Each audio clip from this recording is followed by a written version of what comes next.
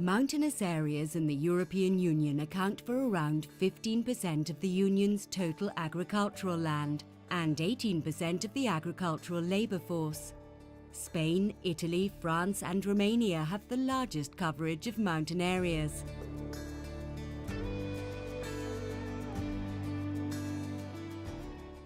And other countries like Austria and Greece also contain sizable proportions of mountainous farmland. Mountainous rural areas are an important asset for the European Union. They provide essential public goods and quality products. Their potential for innovation is important because this helps mountain communities to continue to tackle the harsh natural conditions that they can face.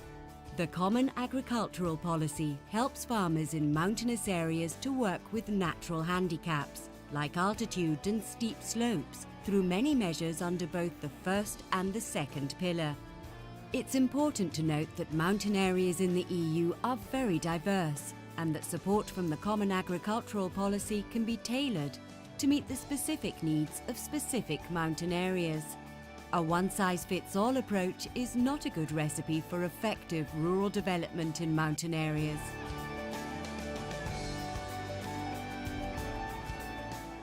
La politique de développement rural continue à aider les montagnes à développer leur attractivité à la fois en tant que lieu de vie où il fait bon habiter et en tant que lieu aussi où on peut avoir une carrière, notamment pour les jeunes. Les montagnes offrent une grande diversité d'activités économiques, que ce soit dans le domaine de la bioéconomie ou des ressources naturelles ou énergétiques qui sont présentes en grande quantité.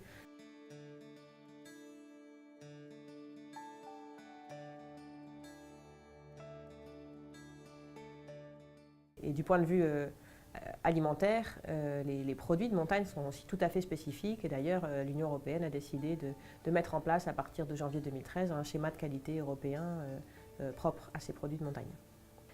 Nos montagnes sont aussi bien entendu appréciées par les citoyens européens comme des destinations touristiques d'excellence et comme des réservoirs à la fois de biodiversité et des lieux où on bénéficie de paysages absolument magnifiques.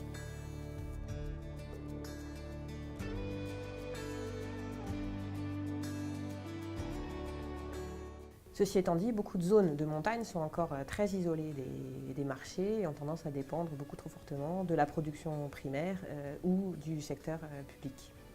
L'agriculture dans ces zones de montagne reste cependant une activité très difficile et le dépeuplement associé au déclin des services dans beaucoup de zones constitue à représenter une menace très importante pour beaucoup de communautés de montagne à travers l'Europe. Donc, la politique de développement rural, quand elle soutient l'agriculture et la forêt, c'est vraiment la colonne vertébrale de l'économie montagnarde qu'elle soutient. Et donc cette politique de développement rural, elle peut permettre à ces territoires de devenir plus attractifs pour les investisseurs, pour autant que la qualité des services, l'accessibilité, la connectivité soient suffisantes pour répondre aux attentes des habitants et des entreprises.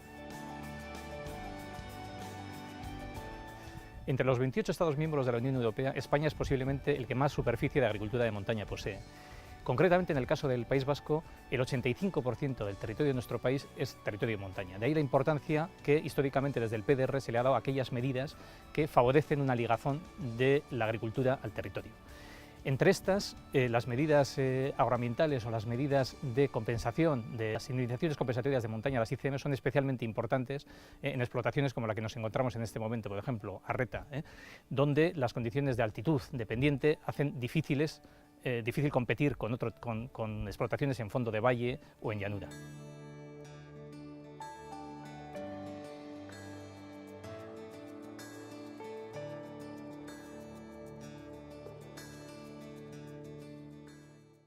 Las medidas contempladas dentro del PDR para este tipo de cuestiones, para todo lo que es comercialización y generación de calidad, son especialmente importantes para la diversificación de las explotaciones de montaña.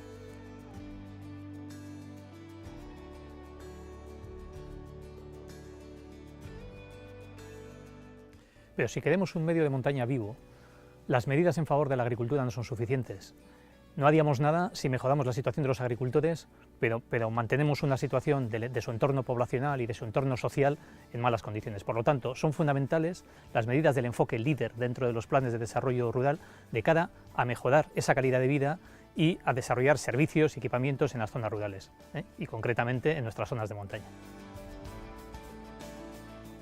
For further information about the EU's rural development policy support to mountain areas, connect with the website of the European Network for Rural Development.